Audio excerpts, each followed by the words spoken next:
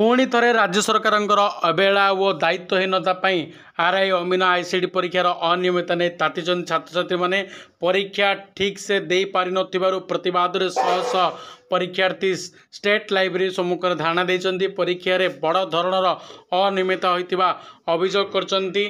तेबे घटनाटी रे O S को दायी करचंती छात्र संगठन।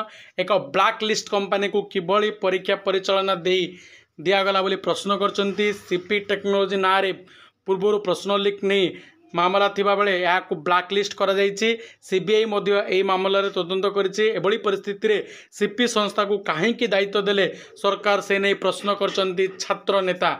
पदारे पड़ी आरआई अमीन परीक्षा होता अनियमितता नजर पकेला को देखा पड़ो जे भिजुआल गुड़िक आम देखिपे जे परीक्षार्थीर ना जांच करा जाउनी कि छात्र छात्री कौन सुरक्षा व्यवस्था नहीं।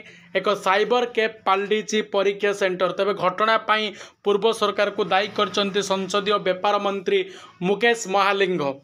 आरआई अमीन आईसीडी परीक्षा को दे तातिचंती परीक्षार्थी। तेबे एटी प्रश्न उठुची वंचित छात्र छात्री भविष्य कौन है आउ थे परीक्षा हेब कि ए ब्लैक लिस्ट कंपनी को किभली मिला परीक्षा परिचालन दायित्व दुर्नीति पछरे थिबा अधिकारी विरोध में हेब कि कार्यानुष्ठान ए समस्त प्रश्नर उत्तर किए दब राज्य सरकार ना जे परीक्षा परिचालन ओ एस यार दायित्व नब ए नहीं बड़ प्रश्न उठे छात्र छात्री मैंने तुम मतामत कौन यही परीक्षार अनियमितता को लेकिन तुम्हें निजर मतामत कमेंट सेक्शन रे दियो और वीडियो टी को लाइक करिवो और चैनल को निहाती सब्सक्राइब करिवो।